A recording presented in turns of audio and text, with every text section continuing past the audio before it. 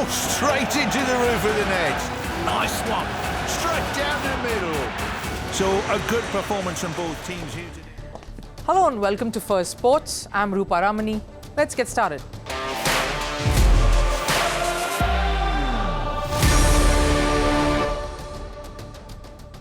Performing under pressure, when the world is watching and there is no time, no rewind, no course correction, just the here and the now.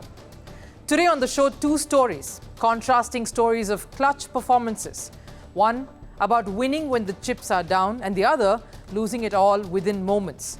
One is the story of a seemingly nondescript 32-year-old, not anymore though now, creating the most magical moment in the Indian T20 League.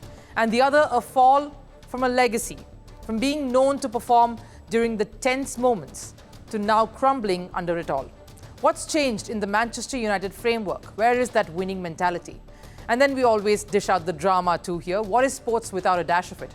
We set up the Formula One race at the Suzuka, the Japanese Grand Prix, over the weekend. But first, Sports 360.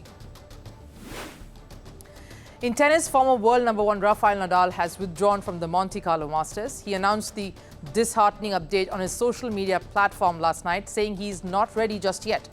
Nadal has been struggling since he made that brief comeback early this year. He's not played an ATP Tour event since January. Saudi Arabia has won the bid to host the next three editions of the Women's Tennis Association, or the WTA, season-ending finale. They offered a record prize money of over $15 million to host the event. Former women tennis players have been against this move since talks began. In football and the Premier League, Liverpool are back on top of the points table. This comes after they beat Sheffield United 3-1 at home. Darwin Núñez gave Liverpool a 1-0 lead in the 17th minute. Alexis McAllister and Cody Gakpo scored in the second half to seal the game. And staying with football, more worry for Indian football as they sink further in the latest FIFA rankings. The Blue Tigers currently at their lowest ranking of 121. It came after a heartbreaking 1-2 defeat at the hands of Afghanistan in the World Cup qualifier. And legendary boxer Muhammad Ali's trunks are up for auction. It's the same pair that Ali wore during the 1975 bout against rival Joe Frazier during the final fight of the World Heavyweight Championships. The fight, which was famously called Thriller in Manila. The opening bid is expected to be around $6 million, and bids are being accepted till the 12th of April.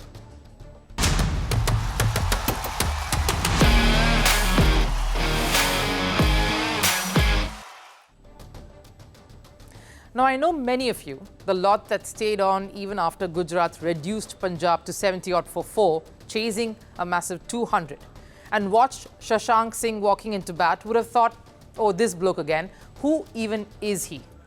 Chasing 200 at the massive Narendra Modi Stadium, this game is in the pocket for Gujarat. I know many of you thought that, and you know what? It's okay. Because at least that's any day better than thinking you're going for the right Shashank Singh during the auction, a young 19-year-old from Bengal, and you bid and pick up a 32-year-old instead. Punjab Kings did that, and right after the gavel came down and the words "sold to Punjab" were announced, they suddenly went through the list and realized this is not the man they wanted. Now, they did well to send out a tweet later and formally welcome Shashank Singh, saying they wanted him only. And Shashank Singh was only too gracious to respond. But yes, right up till this point, there was no further conversation around Shashank Singh, who's just been another name in that Punjab lineup. He walked in last night and struck an unbeaten 61 of 29 deliveries to take Punjab home. Clean hits, few crazy whacks in there, but what a clutch performance. Team in the hole and no real batting stars left to come out. After the winning runs are scored, he continues to charge towards the dugout, pointing the bat at his team, the bunch that has clearly backed him and trusted his potential. He found yet another unlikely ally in an impact player. Wait for this, Ashutosh Sharma, who struck a very handy 31 of 17 to take Punjab across a very, very far, near impossible finish line. With this successful run chase, they became the only IPL team to chase down 200-plus scores in a league 6 times. Incredible, isn't it? What a story. A man who shouldn't have been in the ranks in the first place has become a hero for Punjab. And with this win, it's clear Punjab looks like the team that will give title contenders a few headaches and glitches along the way. Now, don't get me wrong, they are a good side, probably yet to really click as well as a well-rounded side just yet. Captain Shikhar Dhawan was all smiles. The camp was obviously stoked. This was a win out of nowhere and against a very, very good side with a very decent bowling attack. Sure, Rashid Khan is a shade of the threat he was before his back injury, but takes away nothing from what Shashank Singh achieved last night. And here's the line that cinched it for me. When asked about what he thought, given the pressure of the situation, the moment, the opposition, the improbability of it all, this is what he says. They are legends of the game, but when I go to bat, I think I am the best. You get experience. Couldn't get a lot of matches before. Here, the owners and coaching staff backed me. I was very confident. Let that thought sink in. Every time I go out to bat, he says, I think I'm the best out there. He says, yes, they are legends, but when I'm out there, it's just me. Anyone out there who thinks you can't make it, this is for you. Here's why this is a special story. Not because he's suddenly India's future prospect. Nope. At 32, maybe that's a little too ambitious. Not improbable, though. And not because from here on, Punjab will be the most dangerous side in the league. Not that either. It's great if they do, though. But Shashank is a heartwarming story for the ages because of what he represents. The quiet, unassuming journeyman of Indian cricket. There are many out there. And last night, Shashank was a reminder of those very players. Now, Shashank has been around the cricket system for years now. At 32, fair to say he would have seen enough. He's been a part of 4 IPL franchises, Delhi, Rajasthan, Hyderabad, and of course now Punjab. He's only played 13 games in the league, if I'm not wrong, batted in just 8 of those. Never quite left a mark. Shashank has played around states in domestic cricket too, from the Indian Cricket Associations of Mumbai to Puducherry to Chhattisgarh. He's been around. And yet that quiet confidence is inspirational. It's a lesson in perseverance, in grit, never giving up and waiting for that moment in the sun. Waiting for something to click and one moment to make all of that you toiled for so many years worth it. Just one moment to gratify all the hard work, even after decades of silent persistence, to then enthrall millions with a knock to remember. That's achievement unlocked. Shashank is that placeholder in cricket now, that symbol for the best part about any venture not being the destination, but the journey itself. Premier League continues to amaze me with every passing day. Not a week has passed and some shocking results are keeping fans on their toes. The title race continues to intensify, and it's not just the top half of the points table that is creating a lot of chaos and conversations. Every encounter is producing thrilling results, and results that are shaking up the points table. And it's a treat for football fans. A treat for almost all football fans, barring those of Manchester United. Now, it has been nothing but heartbreak for United. It's been a difficult season. Their rivals Liverpool, Manchester City and Arsenal are competing for the title, while United are struggling to even finish in the top 4. And yesterday's match against Chelsea has denied them that prospect even further. Chelsea beat United 4-3 at the Stamford Bridge in London. Given the form Chelsea were in, United were going into this face-off with a slight edge and a golden chance to win and away from home. And that's how it seemed for most part of the game. In fact, till the very end, United were up 3-2 against Chelsea. There were minutes into the stoppage time. For the uninitiated, stoppage time is basically the extra time added after the regular 90 minutes to compensate the lost time due to breaks, fouls and other delays. And it was just a minute left for the game to end, United up 3-2. So with just 1 minute left, Chelsea went on to register a famous comeback. The most ironical end to a Manchester United game where they were leading 3-2 and a win right there. Now, I say ironical because historically, United have been one of the most dominant sides during stoppage time. Under their legendary manager, Alex Ferguson, United used to score goals during this very phase. And not just one goal. On instances, they have won trophies during stoppage time. The most famous one scripted at the 1999 Champions League final against Bayern Munich. Bayern were leading 1-0 until the 90th minute, and United somehow managed to score 2 goals in stoppage time to lift the trophy and make history. United were basically kings of stoppage time.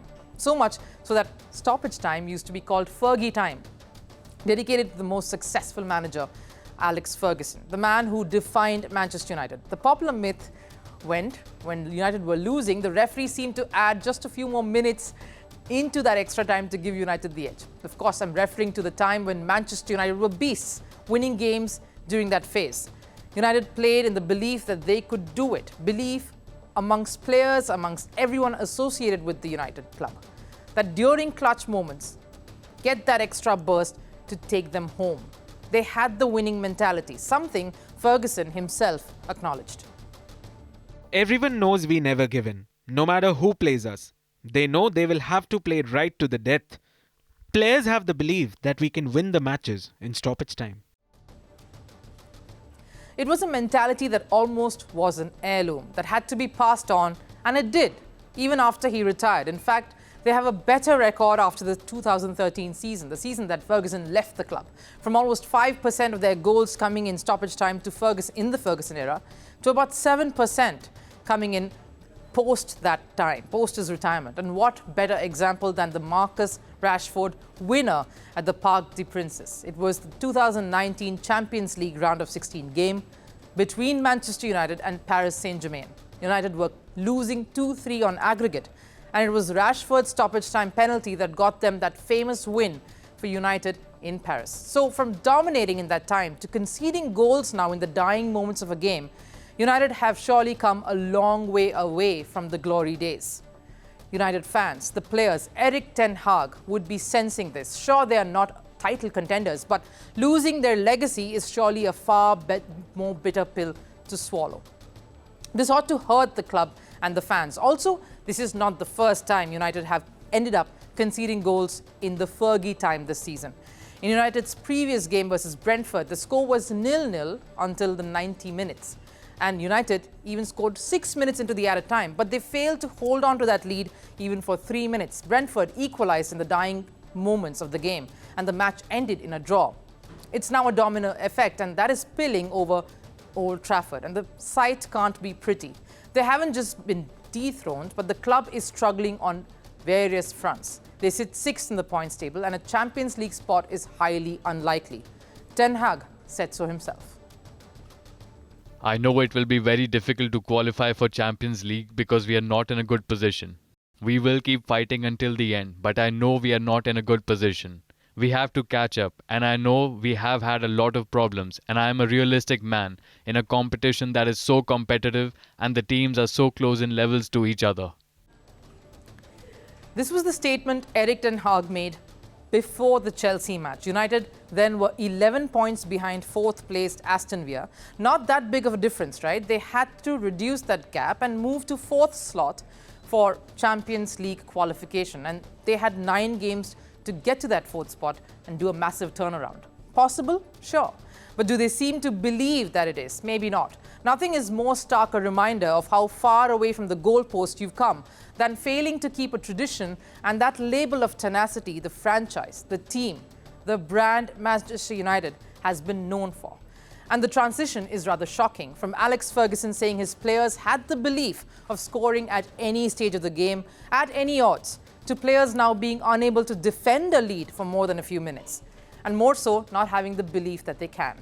They are more deflated than motivated, and Erik Ten Hag himself is bowing down to the misery. Clearly says the club doesn't have that faith anymore. Forget the manager, even the players look deflated. So before even thinking of competing for titles, United must first bring that mentality back, that will to surmount anything, that Fergie charge, which seems to have gone amiss somewhere in the Old Trafford tapestry. From Bahrain to Saudi to Australia, and now the stage is set for the 4th race in Japan's Suzuka. The season so far is much in keeping with the racetracks. They've been quick, snappy, but not without its share of drama and chaos. And expect nothing less from that in this upcoming Japanese Grand Prix either. Because after the Grand Prix Down Under, one thing is clear, it won't be a one-sided season for Red Bull. Exciting. So snapshots of what to expect. The controversy surrounding Christian Horner is bound to create ripple effects that will have a bearing on the races, Red Bull's performance and Max Verstappen's season. And the latest episode might dampen it further. Would you believe it if I said Ferrari might just start as favourites in Japan? But there would be one man looking to capitalise on Verstappen's worries, and that is Lewis Hamilton. He failed to do so in Australia, but Japan would be his best bet. And amidst all this, there are murmurs of the arrival of a former world champion at Mercedes. We bring you all the drama before the Japanese Grand Prix this weekend.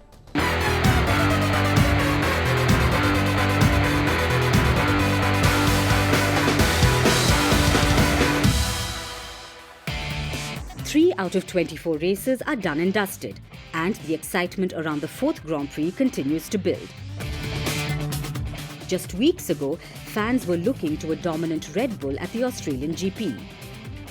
But that's not how the script unfolded. It was the emergence of Ferrari that took everyone by surprise.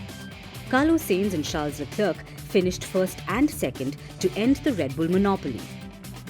And so heading into the Japanese Grand Prix, Ferrari looked to be in the driver's seat as far as favourites go. This despite Max Verstappen winning this race over the last 2 years. Unlike the Bahrain, Saudi and Australian circuits, the Suzuka racetrack is a test for every driver. The race doesn't just favour the pacey cars, but also requires the drivers to negotiate a mix of high, medium and low-speed corners. Then there are the straight stretches to race on. And let's not forget the unique figure-of-8 track layout at Suzuka.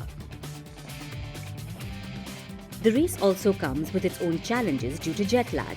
Add the prospect of rains, a 96% rain prediction on race day, and you have a grueling Grand Prix on your hands.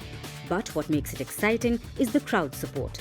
The fans have been quite active during the race, and they even stay back to watch the drivers and team pack up. It's a mental battle that drivers are pitted against, and the team loaded with the most here is Red Bull. On the track, it was a disappointing car failure that derailed Max Verstappen in Australia. Off it, the Christian Horner case refuses to die down. According to reports, the woman who had accused Red Bull's team principal of inappropriate behaviour is very upset, angry, scared, intimidated and lonely.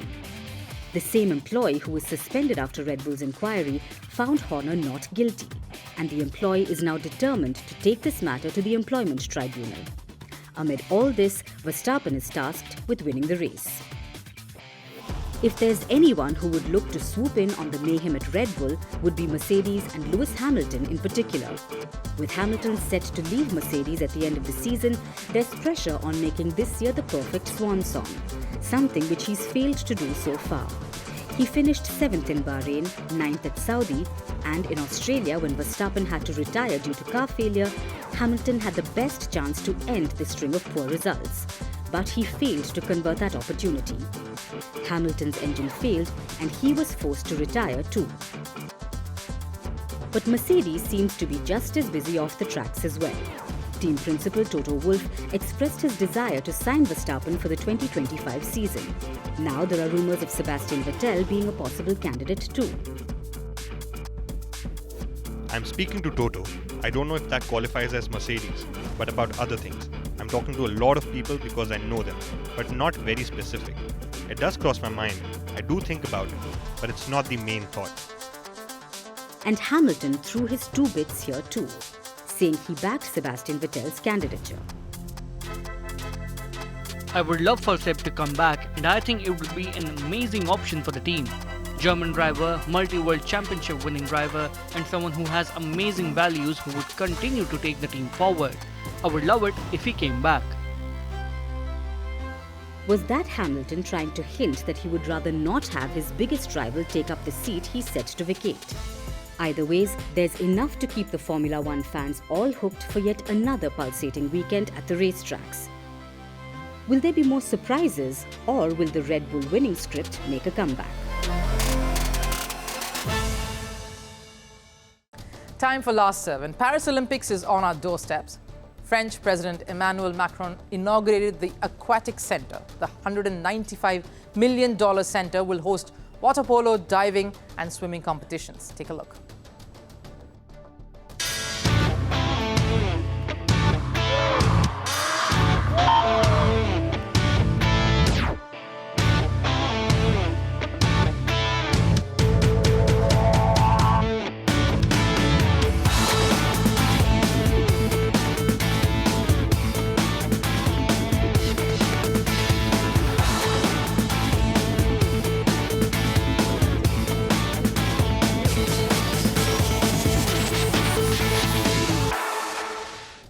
that wraps up First Sports this week. I'll, of course, see you in a couple of days. Do take care and have a great weekend.